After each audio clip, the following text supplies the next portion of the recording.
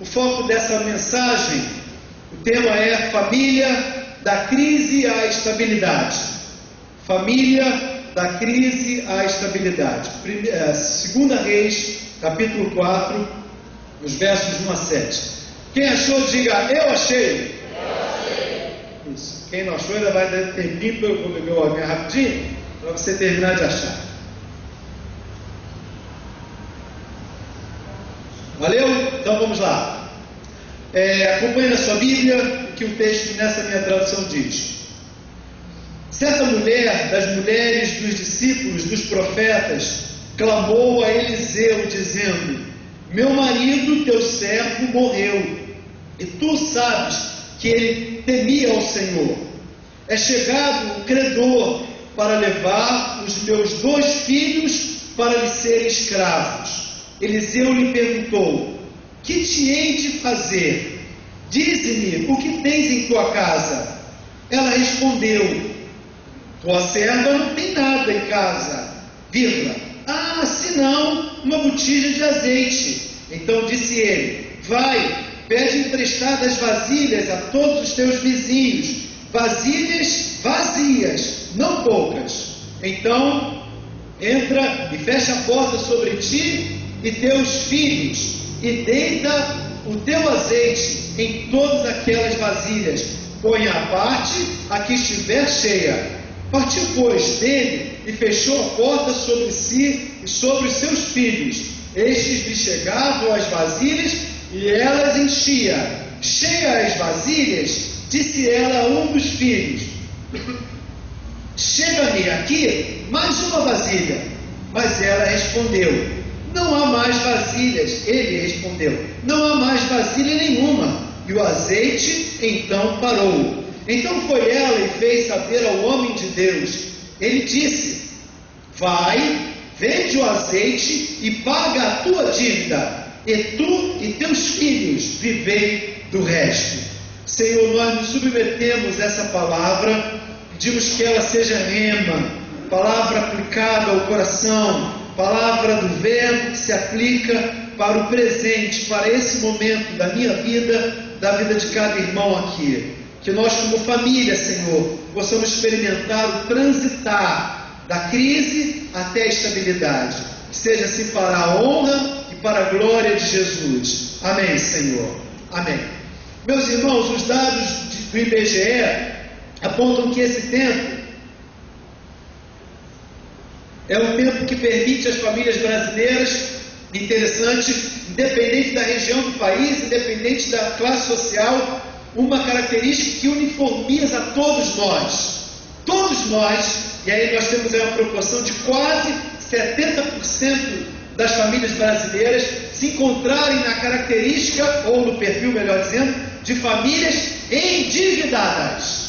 E aí alguém vai dizer: glória a Deus, porque eu também estou aí. Eu não estou não, graças a Deus, mas muitos de nós estamos. E aí, irmãos, nós nos sentimos como que no mar, mergulhados como que barcos à deriva. A dívida de grande parte de nós é de pequenos valores, cheque especial, às vezes o cartão pendurado num, e aí passa, pega um, pendura no outro, e vai se pendurando e vai se sobrevivendo, vai passando mês a mês. Mas outros vivem crises financeiras que chegam ao ponto de causar uma grande crise mesmo, em que você para e opta em viver pagando ou viver. E aí, quando você opta em continuar a viver sem pagar, aí cria uma instabilidade muito grande.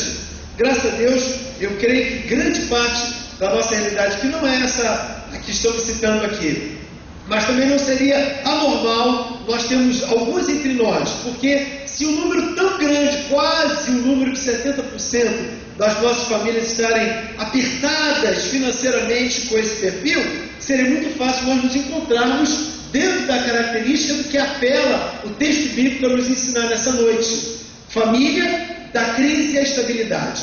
Mas fiquem tranquilos que a perspectiva dessa reflexão não é financeira, ela passa por esse mar, mas ela não mergulha especificamente nessas águas. Eu quero usar o momento de crise financeira da família Collor, nós não sabemos nem o sobrenome deles, né? Sabemos apenas que é a família onde Deus multiplicou a botija de azeite através de Eliseu. Uma história extremamente conhecida de cada um de nós, mas certamente poderá falar ao nosso coração.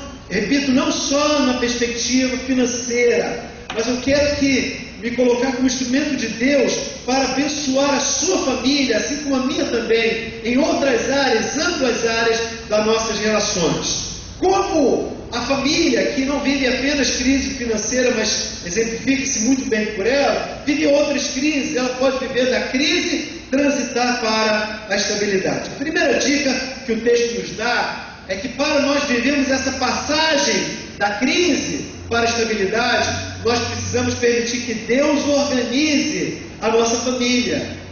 Essa é a primeira exigência. Deus, vamos dizer juntos?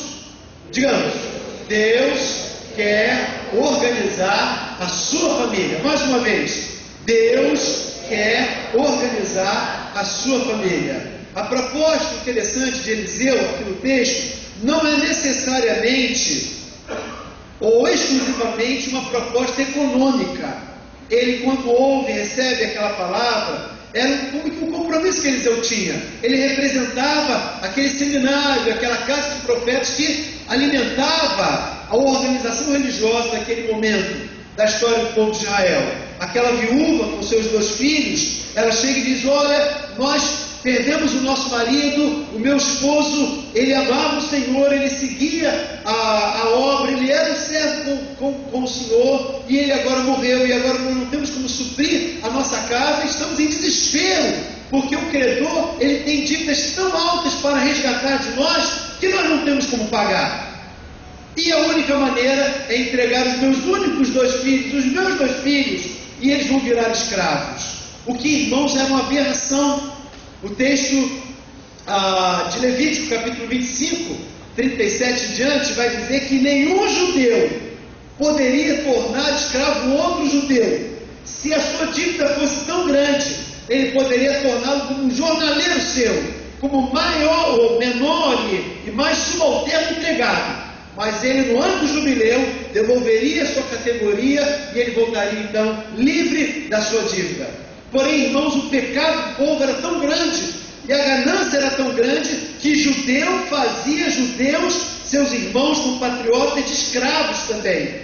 Essa é a situação em que legalmente se tem uma saída, mas socialmente não se tem resposta. Assim como nós hoje vivemos crises sociais e injustiças sociais tamanhas, volumosas nos nossos dias. Ela apela para aquele homem: nos dê alguma ajuda, faça alguma coisa, ore por nós, nos dê algum norte.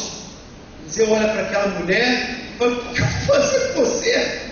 E é a pergunta que às vezes a gente se faz também. É a nossa pergunta por muitas vezes. Talvez a pergunta que você tem aí no seu coração: como eu vou resolver isso? Eliseu então pergunta para ela: o que você tem em casa? Aí ela diz: primeira resposta, não tem nada. Nada. Aí, opa, vírgula, eu tenho uma botija que tem um pouquinho de azeite lá. E aí a gente então leu e conhecemos bem essa história. Primeira coisa que Deus quer fazer com essa família, irmãos, e que quer fazer com a nossa também, Ele quer organizar a nossa casa, a nossa família.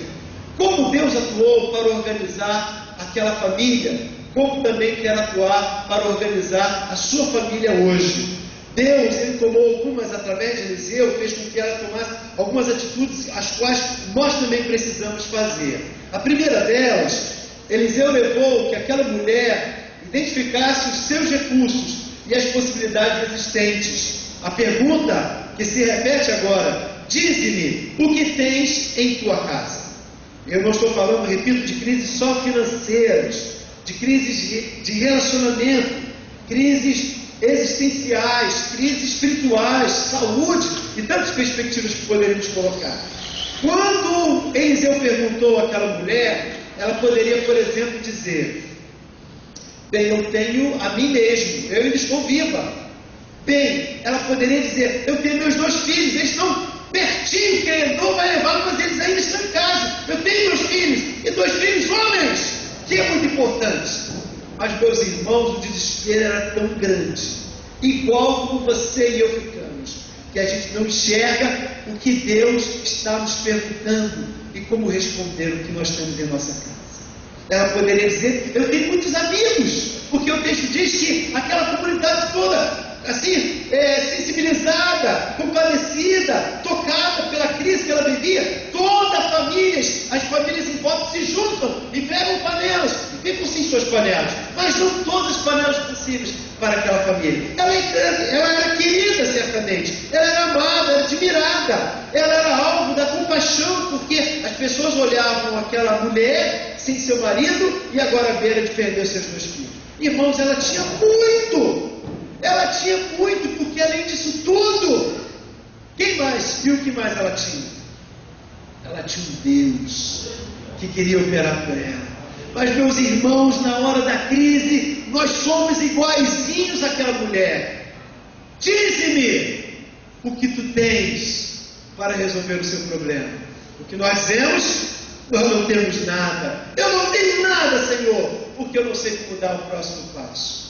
Primeira coisa que Deus precisa para organizar as nossas famílias é nos fazer permitir entender, identificar os nossos recursos, quantificar as possíveis saídas, as possibilidades existentes.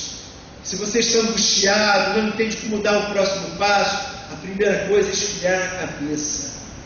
Eu perdi o meu pai, perdi o meu filho, eu perdi a pessoa amada, eu estou desesperado, eu vou dar um tiro na cabeça.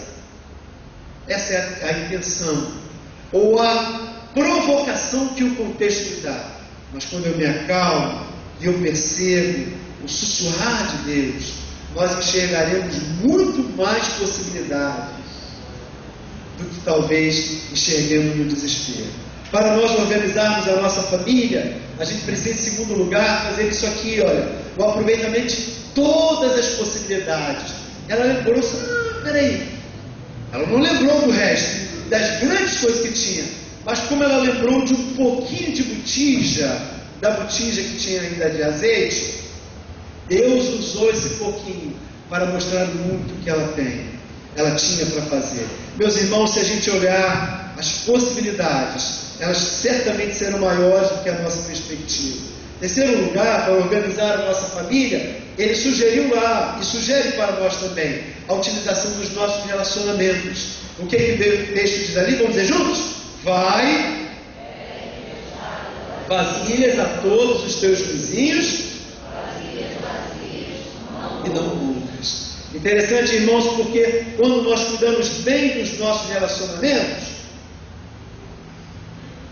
na hora do aperto a gente tem ajuda.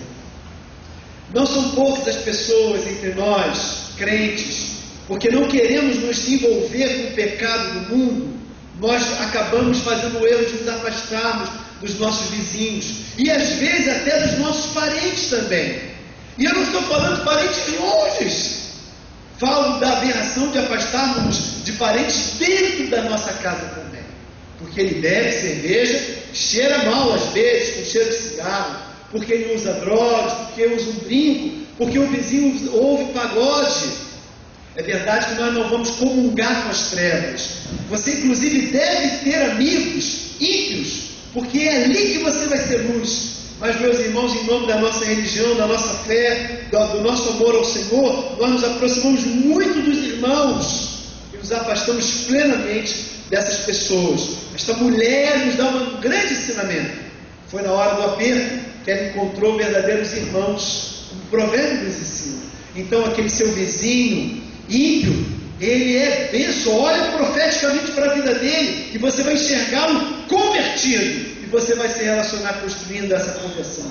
Deus vai usar sua visão profética sobre seu pai não crente ainda, e você vai se relacionar com ele já convertido, e ele vai construir a bênção através da sua vida, do seu relacionamento. Por isso, irmãos, quando nós queremos organizar a nossa casa, nós vamos ver todas as possibilidades, nós vamos encontrar todas as chances, nós vamos encontrar todos os recursos, inclusive humanos, que estão em volta de nós, e vamos fazer o que Eliseu propôs para aquela mulher.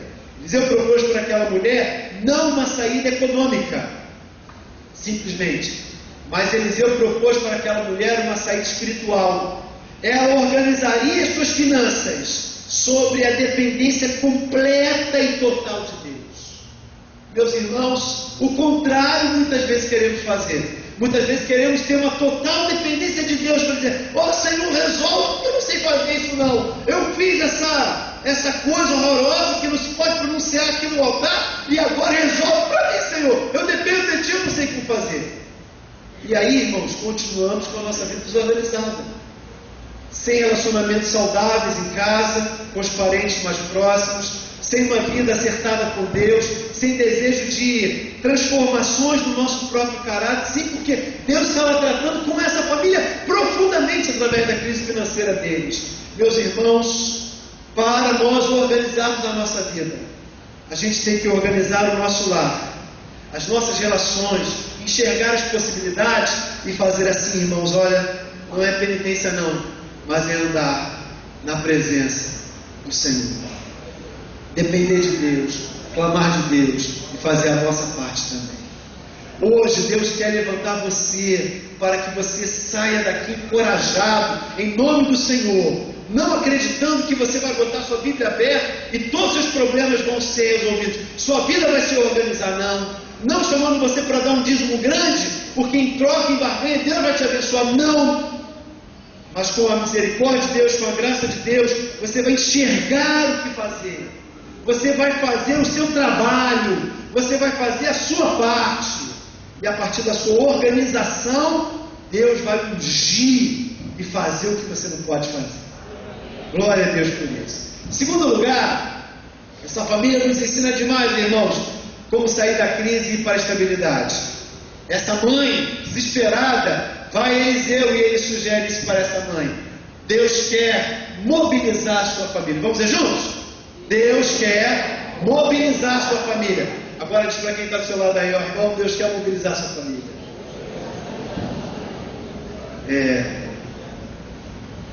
Não te falo assim. Mas tem que ser assim, ó. Sabe por quê? Porque se todos não participarem, como nessa família, na sua família também não vai dar certo. E repito, nós estamos falando meramente na perspectiva financeira. Não é isso. O homem de Deus desafia aquela família a se tornar unida na hora da crise. Era um convite para que não houvessem queixas pelo passado, acusações pelo presente e nem maldições quanto ao futuro. Eles teriam que trabalhar juntos na dependência única e exclusiva de Deus. Me chamou muita atenção o versículo 6, porque o versículo 6 diz que eles juntaram as panelas, fecharam as portas, começaram a trabalhar. Aí vai botija para cá, botija para lá, botija para cá, botija para lá. Chega uma hora que ela pede mais uma botija e o texto diz que aquela mãe viúva pediu a um dos seus filhos. Eram quantos filhos? 2. Se ela pediu a um deles, ela estava falando com quem era o alvo do problema. E olha quem está botando a mão na botija e acabaram as botijas. O que isso nos ensina, irmãos? Que aquele que era o alvo de um homem livre que se transformaria em escravo logo. O texto diz que inclusive ele também foi colher latinhas. Ele também limpou as latinhas. Ele também organizou as latinhas. Ele também colocou sua mão e recebeu da experiência da multiplicação. E ele também pagou o preço para a multiplicação daquele azeite, daquela botija. Meus irmãos, todos têm que participar. Mas você pode pensar da seguinte forma: puxa vida, seria muito bom na minha família, mas o meu pai não quer participar. Seria muito bom, mas a minha mãe não quer participar. Por uma razão ou outra, por uma situação ou outra. O fato é, irmão, que se você é o crente da sua casa, você vai ter que fazer a sua parte tão bem, e tanta unção, e tanta dependência, para que Ele use a sua vida para despertar a vida dele também. Porque, sem sombra de dúvidas, o problema de uma família afeta todos. Quando você tem um jovem viciado, a família inteira está viciada. Quando você tem um menino com câncer, todos daquela família estão com câncer. Deixa eu abrir aqui um parênteses importante. Domingo passado, nós compartilhamos, eu acho que apenas na oração, a pressa, a informação, ela chegou meio que truncada, os detalhes não estavam completos, mas nós ficamos muito tristes, alguns irmãos mais próximos que estavam acompanhando o fato também. O Josivalda e o Benildo compartilharam que o Lucas, seu menino de 8 aninhos, que já tinha saído de 2 situações de leucemia, câncer muito intenso, ele voltara a ficar com nódulo. A mamãe foi lavar na quinta-feira, dando banho no seu menino, passou a mão no pescocinho e viu um caroço. Ligou desesperado para a irmã Jurema, nossa diaconisa, chorou desesperado, etc. Na manhã seguinte foi ao hospital e confirmou: o menino está de novo com nódulo. Mas, meus irmãos, na quinta-feira, a gente foi acompanhando, oração, telefonemas. Na quinta-feira eu e o Rosemary pudemos ir lá. E, meus irmãos, que alegria! Como nosso Deus é grande e poderoso. Na visita anterior, da vez passada, aquele andar todo de terapia intensiva para crianças, né? Com aquele quadro clínico, estava lotado, foi muito difícil, muito difícil. Eu voltei muito triste, chorando mesmo, diante do Senhor.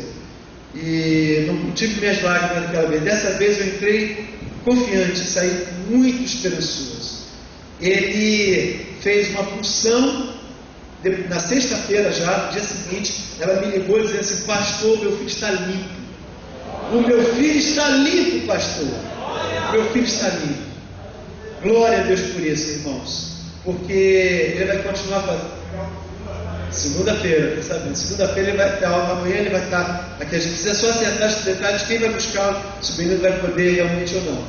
Mas, meus irmãos, o nosso Deus é tremendo. Ele é tremendo. Como eu falei, estava falando, se uma criança está com câncer, a família inteira está com câncer. Porque todos nós participamos, querendo ou não, intensamente dos nossos problemas. Tem uma historinha, vocês vão me desculpar que ela é meio ridícula, mas ela pode ensinar para a gente, pode falar a nosso respeito, e provavelmente muitos irmãos já conhecem essa historinha também, vão ter paciência comigo. Um sapo de uma certa fazenda convocou a Assembleia Geral da Bicharada. A Bicharada foi o paiol e a Assembleia Geral, acho que esse pessoal, essa Bicharada batista, né, que adora Assembleia, era uma AGO, não é AGE, Assembleia Geral Extraordinária. AGR é regular, sinal do domingo que vem é AGR, e sexta-feira tem um conselho da igreja também, tá bom? Diaconato, liderança, todo mundo aí, sexta-feira, 7h30. O sapo convocou a Assembleia, saiu o diário oficial, etc. A bicharada estava toda lá e falou: nós temos um problemão. Irmão sapo, diga qual é o problema. E o sapo disse: olha, tem uma cobra grandona no jardim da casa principal da fazenda. E todos, e qual é o problema? O sapo vivia ali que era o brejinho que ele gostava de ficar. O sapo falou: a cobra é grande, ela vai comer. E a galinha foi primeiro: que pena, sapo, mas eu moro tão longe de você, não tenho nada para fazer, e na verdade isso não tem nada a ver comigo. E ele continuou a insistir, até que o porco disse: ora, essa história está se prolongando demais, e eu quero declarar, conforme a irmã Galinha disse, eu voto a favor da palavra dela, que eu não tenho nada a ver com isso. Do porco passou para o depoimento, o relator daquele parecer foi o boi. O boi disse: a esse respeito, eu também concordo com os irmãos Galinha e Porco, que este assunto é para a deriva de quem está à beira do jardim da casa. E aí o sapo saiu. O que sapo faz, gente? Sim. Saiu falando isso aí e foi triste para casa. Só que, meus irmãos, ele não amanheceu. A noite foi fria, a sapa comprida estava com fome e comeu o sapinho. Porque ninguém tinha nada a ver com aquilo.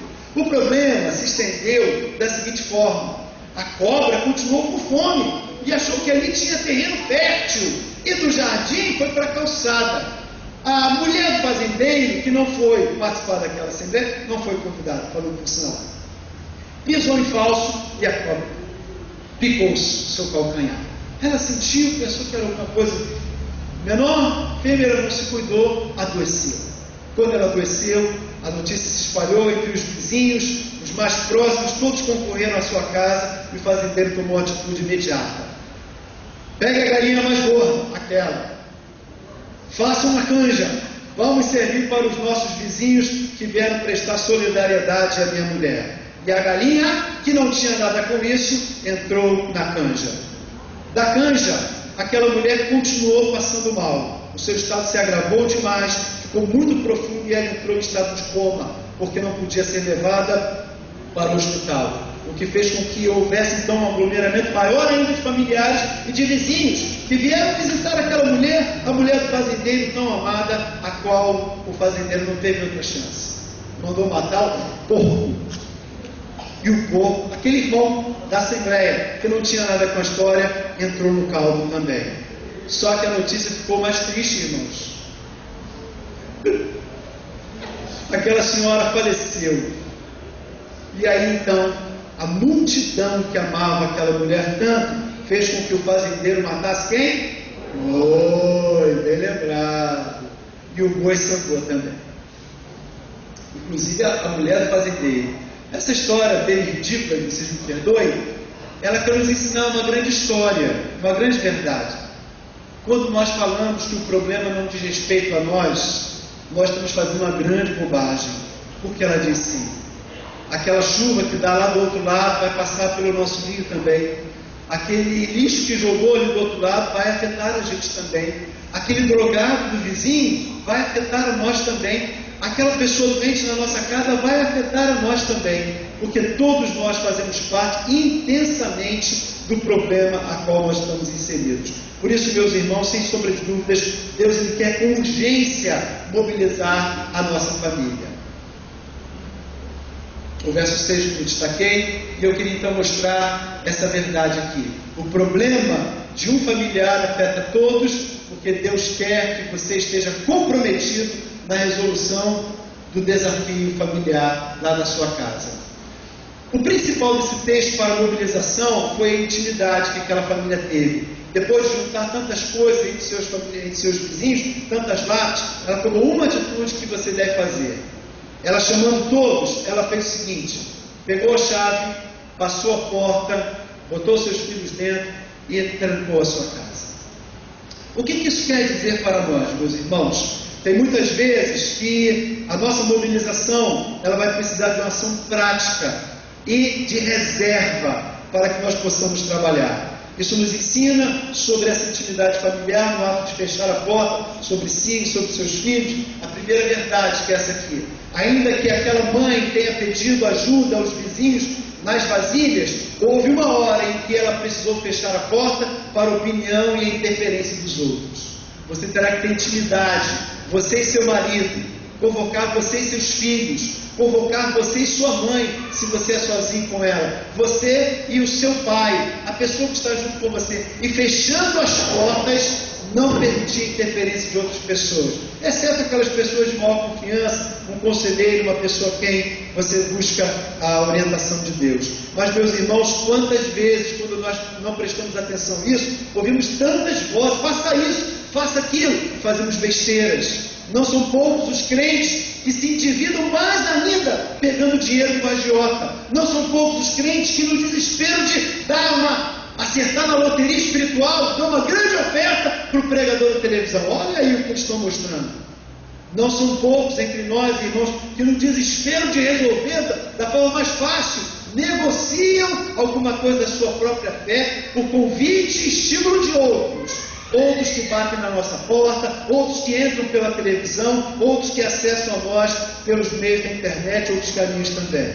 É hora, muitas vezes, irmãos, de nós fecharmos, desligarmos o rádio, desligarmos a televisão e a internet, fecharmos as nossas portas para nos atermos a nós mesmos. Em segundo lugar, essa intimidade nos ensina que devemos estar dentro de casa.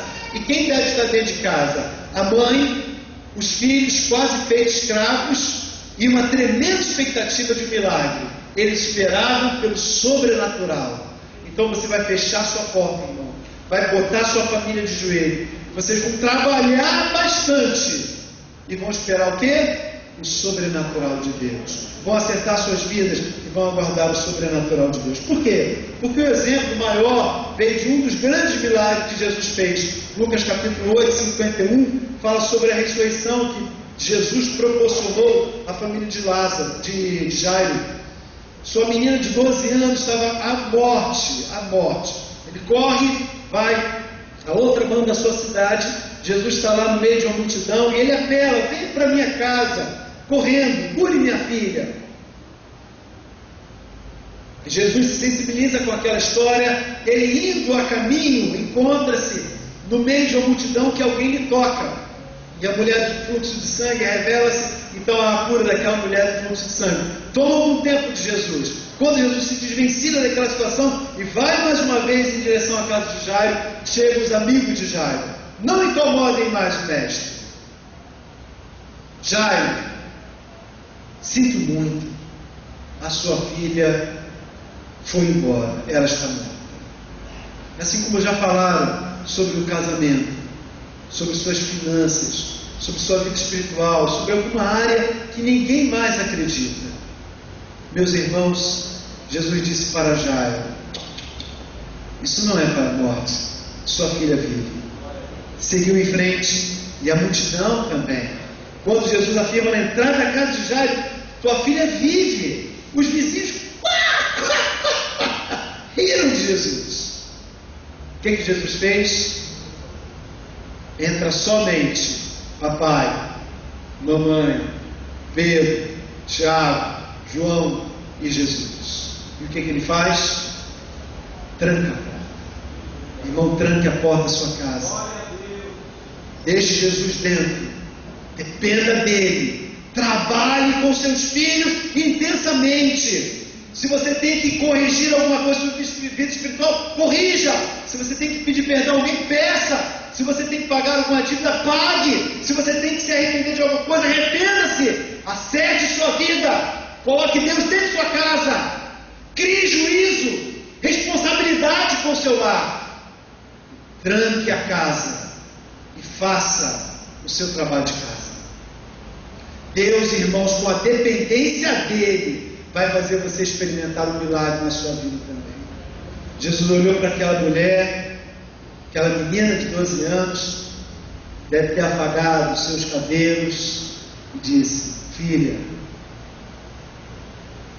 para cá, levanta. Ela levantou, deve ter abraçado Jesus. Jesus mandou que ela fosse comer alguma coisa e pediu que não contasse a ninguém. Possível. Porque a menina sai na rua, todos vão saber que foi Jesus quem fizer aquilo. Como todos saberão que foi Jesus quem fez isso na sua casa. Como todos saberão que na sua casa, você e sua família diz: eu e a minha casa serviremos ao Senhor. Sua vida, irmão, pode sair da crise para a estabilidade. Em terceiro lugar, se acontecer isso aqui, Deus quer preservar a sua família. Vamos dizer juntos? Deus quer preservar a sua família. Eu vou ler de novo o versículo 7, porque ele é chave para a gente entender isso. Então foi ela e fez saber ao homem de Deus.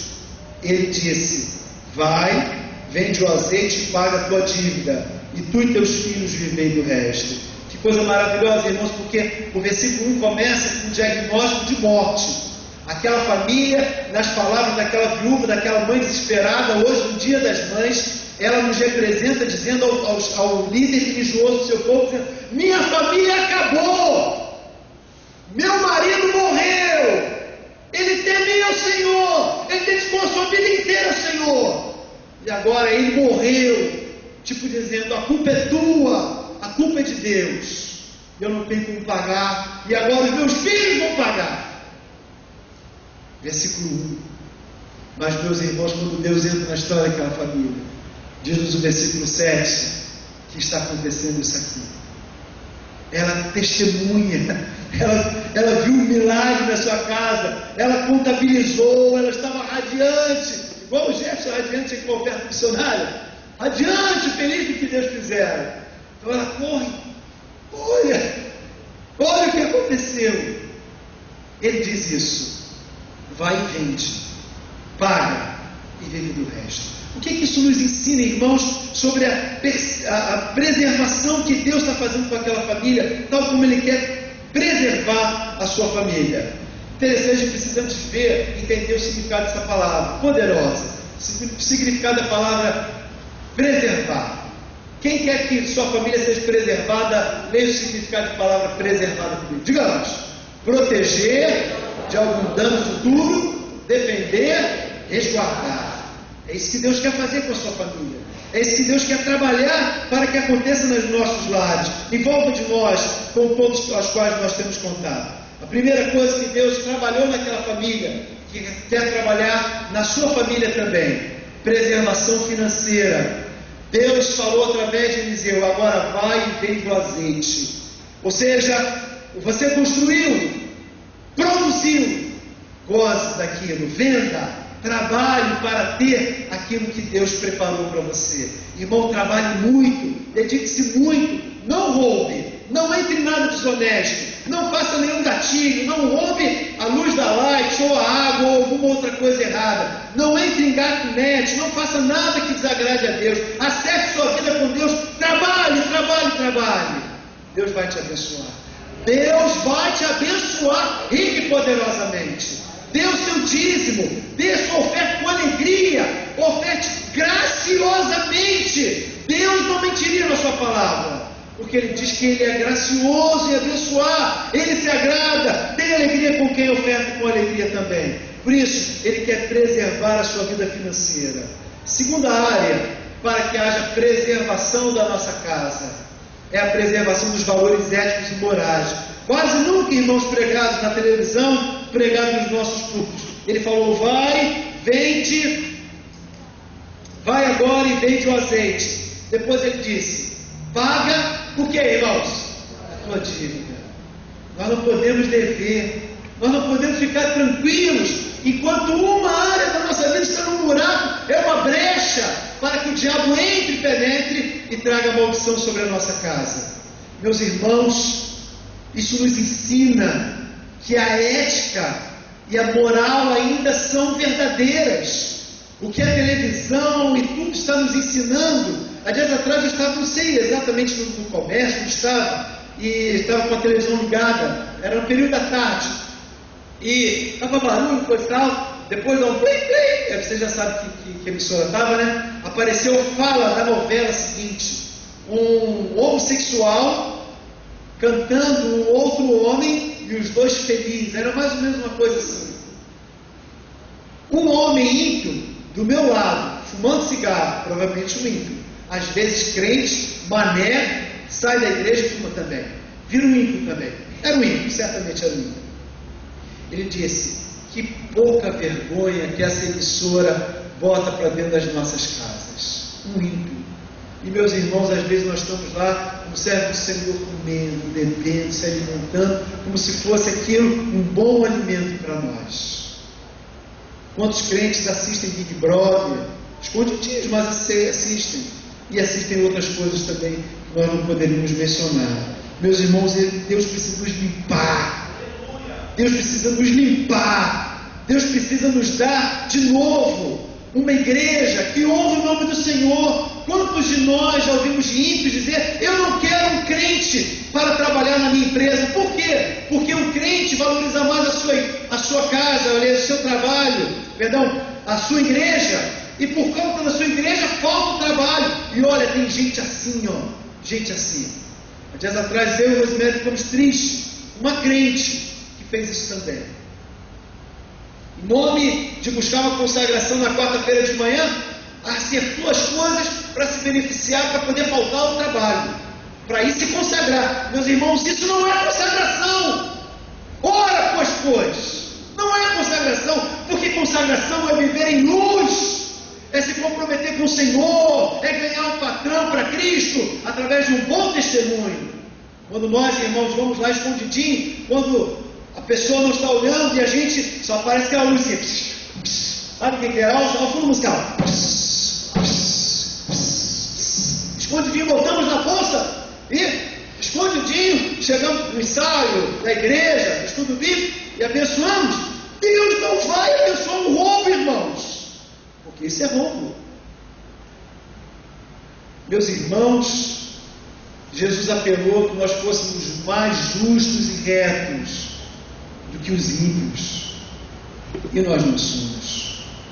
Há tempos atrás, eu e o Rosemary fizemos um curso de economia. Não é economia doméstica, não é economia de dinheiro. Um curso para líderes cristãos. Numa igreja que eu pertenci, fui muito abençoado ali. Aquele cara fez uma pergunta que eu, de gaiato, todo mundo gaiato estava ali respondendo e fomos desmascarados, espiritualmente falando. Ele falou assim: quem nunca roubou nada no supermercado? Todo mundo, eu, só para o pastor, eu também. Aí ele falou assim: ah, é? Quem nunca chegou no supermercado, no hortifruti, coisa e tal, pegou uma uvinha para ver se estava doce, para poder comprar ou não? E ele falou assim: aquela uvinha você não pagou, porque ela não pesou, então você roubou. Não é verdade? Eu não chegaria ao extremo de chamar você ou a mim por conta disso de um ladrão. Mas se nós temos ética, irmãos, nós não vamos fazer muitas coisas que crentes estão fazendo aí fora. Por isso, para restaurar a nossa vida, a gente tem que pagar a nossa dívida. Quantos são, irmãos, os crentes que não dão dízimo? Porque precisam pagar a luz, precisam pagar isso, esquecendo que é exatamente obedecendo a palavra que Deus vai dar todos os meios necessários para nós vivermos uma vida reta. Em último lugar, esse texto diz que a gente deve preservar as nossas relações familiares, porque tem crentes saindo de casa, esquecendo o pai, esquecendo a mãe não crente, porque eles não são crentes. Meus irmãos, esse texto termina dizendo: agora que você vendeu, pagou suas dívidas, vai curtir seus filhos. Olha que coisa linda, irmãos, que tem na Bíblia, na linguagem de hoje. Esse mesmo versículo: então o azeite parou de correr. Ela foi, aquela mãe, no dia das mães, ela foi e contou ao profeta Eliseu. Aí ele disse: vende o azeite, ainda vai sobrar dinheiro para você e seus filhos irem vivendo. Eles viveriam agora, irmãos. Verso 1 disse que ela estava perdendo seus filhos, mas agora ela os abraça e tem a bênção de viver com eles. Tem a bênção de viver com seus filhos, de amá-los, amar sua mulher e só sua mulher, de amar ao Senhor e só ao Senhor, de largar aquele namoro avançadinho que tira você da presença de Deus, de pagar o preço de renunciar àquele amigo que te tira do caminho do Senhor. Vive, abraça quem é mais importante para você, firma nos caminhos do Senhor. O Senhor disse para ela: vai viver e vai vivendo com seus filhos, é contínuo isso aí, não vai acabar mais. Mas você tem que se transformar de escravo para livre. Aqueles dois jovens estavam condenados a serem escravos. Agora eles estão abençoados para serem livres, porque eles se acertaram com Deus, como você deve se acertar com Deus essa noite também. Eu quero que você feche seus olhos, por favor. Eu estou terminando a minha fala aqui. Eu quero convidar você que é amigo do Evangelho, gosta do Evangelho, ou é crente que se afastou do Evangelho, acerte sua vida com Deus nessa noite agora. Quero convidar você, crente que está titubeando, vacilando, tropeçando aqui e ali, acerte sua vida com Deus. Quero convidar você, crente firme no Senhor, mas que está passando por uma prova tão grande, que está igual aquela mãe desesperada no versículo 1. Hoje a palavra está lhe chamando, que você é convidado nessa noite a sair da crise para a estabilidade, para o seguro, um lugar seguro com Deus. Eu não vou convidar que ninguém venha à frente, simplesmente que você fique em pé.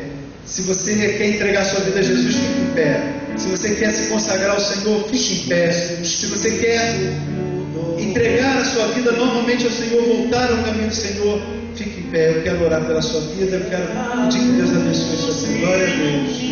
Mais alguém? Mais alguém? Deus te abençoe, querido. Mais alguém? Entregue sua crise ao Senhor e Ele vai fazer a sua obra. Entregue sua vida ao Senhor e Ele vai fazer a sua obra. Entregue a sua família ao Senhor e Ele vai fazer a sua obra. Mais alguém? Estamos terminando esse convite. É para você. É para você. Creia com coragem. Faça isso. Mais alguém? Muito obrigado, Senhor, pelo que estás fazendo entre nós.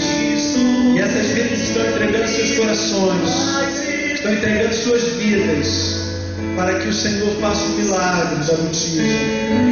Elas não podem, mas Tu pode. Faz então agora, para a honra e para a glória do